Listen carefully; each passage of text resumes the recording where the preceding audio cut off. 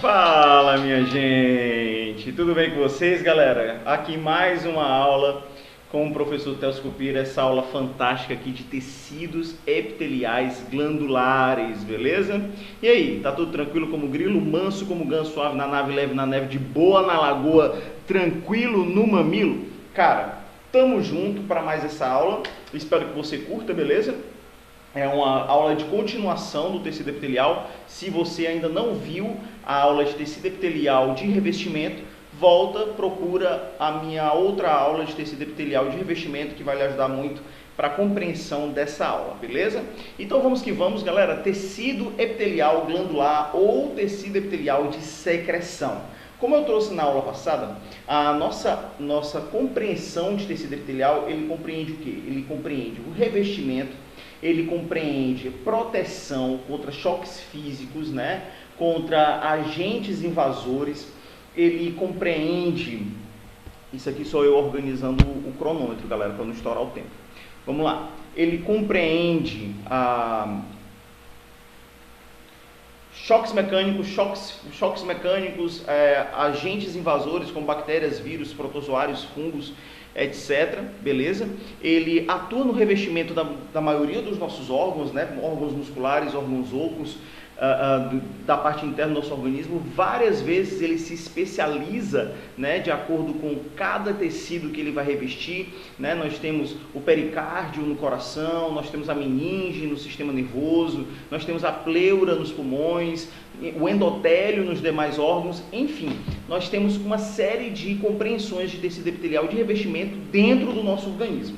Mas agora nós temos aqui um tecido epitelial especializado em secretar coisas, e ele pode se organizar de uma forma unicelular, né, com as células caliciformes, como também ele pode se organizar de forma pluricelular, formando as glândulas, órgãos secretores. Lembrando que o tecido epitelial, ele constitui o maior órgão do corpo humano, que é a pele. Sim, a pele é o maior órgão do corpo humano, não apenas em extensão, mas também se você fizer um bolo, né, com toda a pele que você tem no seu corpo, você vai ter o maior, o mais extenso, o mais pesado órgão do seu corpo, beleza?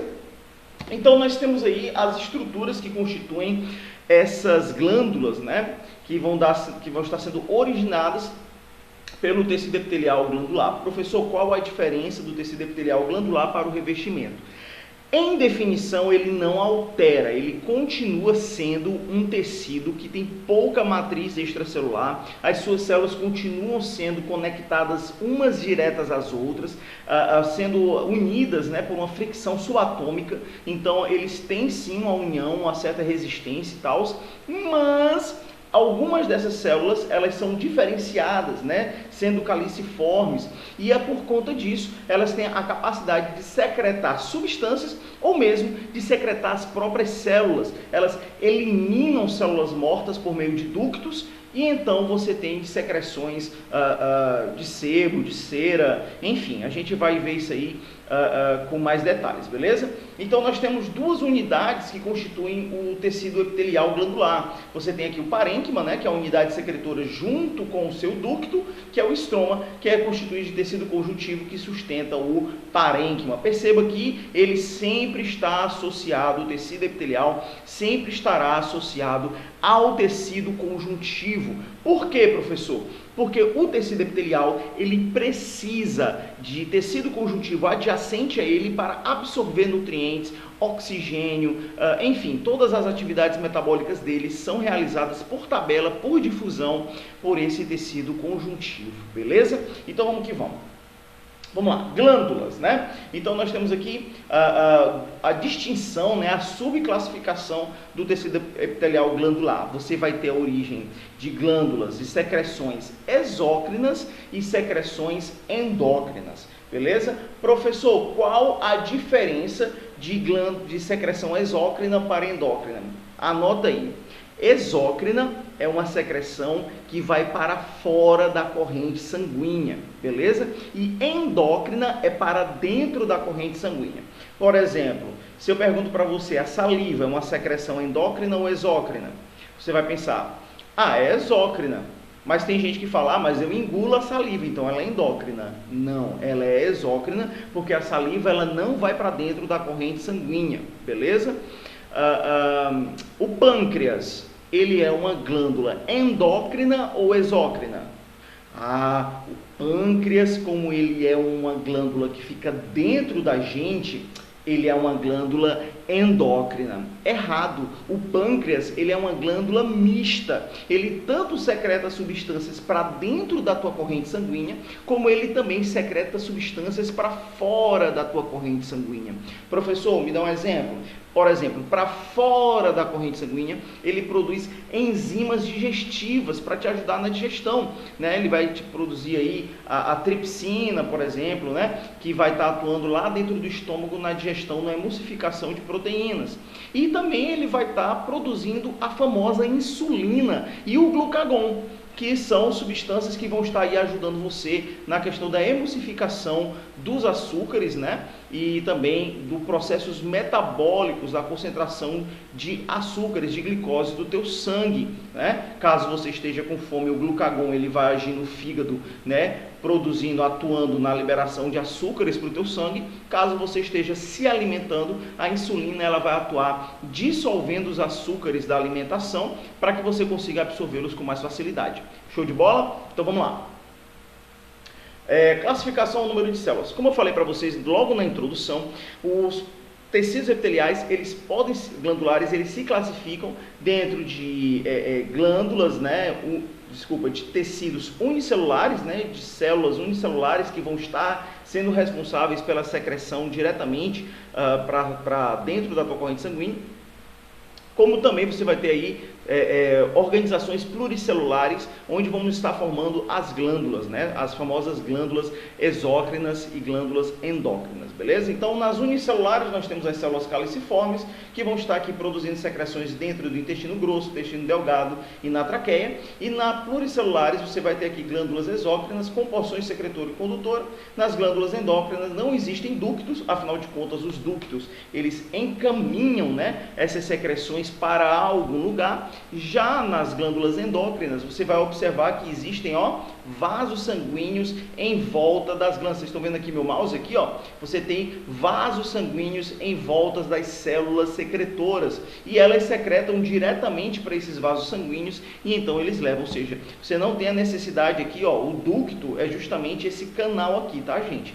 As células secretoras estão aqui logo na base, elas secretam as substâncias e elas são levadas para fora de alguma coisa, para algum lugar, né? Pode ser na sua boca, para fora na sua traqueia, no seu esôfago, para fora no seu ouvido, no ânus, enfim, beleza? Vamos lá. Classificação quanto à presença dos ductos excretores, né? Glândulas endócrinas, nós vamos ter os cordonais e os foliculares ou vasculares. E nas células exócrinas, nós vamos ter quem? Olha só que interessante. Você vai ter aqui o epitélio e ele vai começar a produzir o quê? Células envaginantes. Professor, o que é isso, envaginar? A palavra vagina significa cavidade. Envaginar significa que ele vai estar adentrando, formando uma cavidade num lugar onde não existia. Então, olha o que vai acontecer. Após essa invaginação, a cavidade ela surge. Então, você tem a invaginação do tecido epitelial e aí o surgimento da famosa porção secretora. E aqui na parte central, você tem o ducto. Esse tipo de configuração aqui, gente, vai ser apenas para células para glândulas exócrinas, para quando ele produzir substâncias para fora do teu organismo. Show de bola? E aqui, quando ela se limita, quando esse ducto ele se fecha, você vai ter o quê? As glândulas endócrinas. Você vai ter aqui as porções secretoras juntinhas, emaranhadas, né? Com os vasos sanguíneos, com as veias, com as vênulas, né? Onde eles vão secretar as substâncias e por difusão eles vão capturar essas substâncias e levar para a corrente sanguínea. Maravilha? Vamos lá. Então, glândulas endócrinas, vamos ter aqui aductais, né? Glândulas cordonais, que as células se dispõem em cordões separados, olha aqui. se dispondo em cordões separados e capilares sanguíneos. Não há armazenamento da secreção, ou seja, elas não têm vesículas para armazenar essas substâncias, como por exemplo a paratireoide, hipófise, ilhotas de Langerhans, né, que você encontra aqui no pâncreas, e as adrenais, beleza? Glândulas vesiculares, ou seja, vesícula, o que é uma vesícula? Fala assim, ó, vesícula é igual a um saco. Sim, um saco. Ah, professor, igual o saco escrotal masculino? Não, estou falando um saco no sentido de uma bolsa, uma sacolinha, aonde pode ficar armazenado alguma coisa. Glândulas vesiculares, elas vão apresentar o quê? As vesículas que armazenam os produtos secretados, como por exemplo a tireoide, onde nós vamos ter pequenas vesículas armazenando ali a T3 e a T4. Maravilhas? Vamos lá. Então, glândulas simples, né, onde você tem apenas um único tipo de ducto, né, onde você vai ter uma secreção mais moderada, né, e tal. E aí você aqui nas glândulas compostas, você vai ter aqui ductos ramificados, onde você vai ter uma secreção muito mais abundante. Afinal de contas, você tem uma quantidade de células secretoras, de porções secretoras mais extensas, né, onde você vai ter aí uma produção de secreção muito maior, né. Esse tipo de célula aqui é encontrada principalmente no útero. Se você olhar a nossa aula de embriologia humana, você vai ver essas células lá, beleza? Então, quanto à forma da unidade secretora, glândulas tubulares, onde você tem um tubo simples na produção, beleza? Você tem glândulas alveolares, onde você vai ter as ramificações e a formação de bolsas no final. Por isso que nós temos aqui os famosos alvéolos pulmonares, né, e tal, porque eles se comportam dessa forma. Você vai ter a ramificação do bronquíolo e na ponta dessas ramificações pequenas vesículas. Então aqui eles se comportam da mesma forma. Professor, os alvéolos, eles se comportam dessa forma? Sim e não, beleza? Afinal de contas, o nosso tecido epitelial pulmonar na parte interna, ele é de revestimento, não de secreção, beleza? Então vamos lá.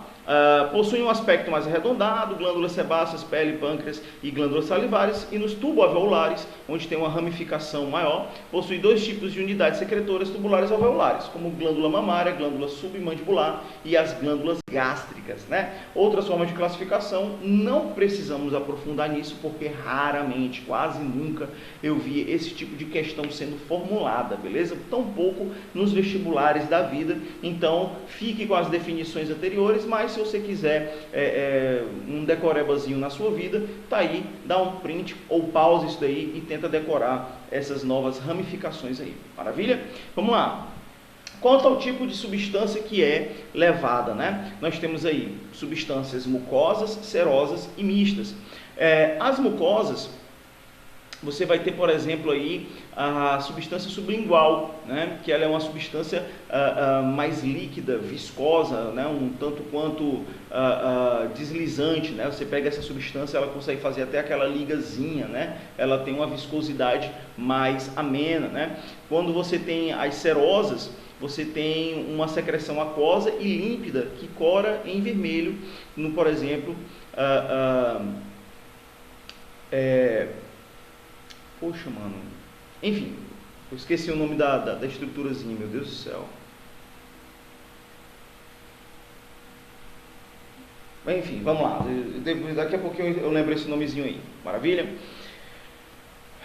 Que coroa em vermelho pelo, como por exemplo na parótida e no pâncreas, né? Eu acho que é na histologia externa, deve ser coisa assim. As glândulas mistas, né, elas secretam dois tipos de secreção, como por exemplo as mucosas e as serosas. Maravilha? Vamos lá. Classificação quanto ao modo de substância que é liberada, né? Nós temos as merócrimas, secreção que é liberada por intermédio de vacúolos sem a perda de citoplasma, como exemplo os áquinos serosos dos pâncreas, as células cauliciformes, né, que são encontradas em todo o intestino e na traqueia, as holócrimas, que são células secretoras que morrem e se tornam o próprio produto. Lembra que eu falei no início da aula que existem células secretoras que elas vão liberar uma substância e outras células secretoras que elas vão liberar as próprias células mortas? Então, nesse caso das holócrimas aqui, você vai ter, por exemplo, a produção do sebo, beleza? Ou seja, das glândulas sebáceas. Aquela massa esbranquiçada que sai quando você está espremendo um cravo, ou a parte interna aqui do nariz, etc. Aquilo dali é sebo. São células mortas que estão sendo liberadas por glândulas secretoras epiteliais. Maravilha? E temos aí as apócrinas, que são justamente as glândulas sudoríparas do nosso corpo. Show de bola? Então aqui um pouquinho das nossas células, né, das nossas glândulas endócrinas, né, que nós temos aqui. Nós temos aqui a hipófise, né, aqui que vai estar aqui o hipotálamo, temos aqui a hipófise, que temos a adenohipófise e a androhipófise, né, neurohipófise e a adenohipófise.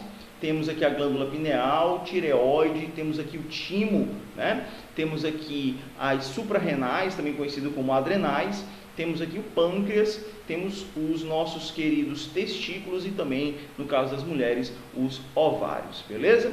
Eu poderia citar também as glândulas mamárias, mas elas são inúteis quando não estão sendo utilizadas para a amamentação. Então, como não temos aí a obrigatoriedade, né, de você dar de mamar e etc. Então, ela vai ter somente sua funcionalidade quando ela estiver em exercício, beleza? Então, minha gente, essa foi a aula de hoje, espero que vocês tenham curtido. Desculpa aquele branco lá, qualquer coisa vocês me procuram lá no Instagram, que eu com certeza já vou ter lembrado na medida que você vier me procurar, maravilha? Então, um grande beijo, Deus abençoe, muita força aí até o fim dessa quarentena, até a gente poder estar nos encontrando novamente. Um grande abraço e até a próxima aula. Valeu, pessoal!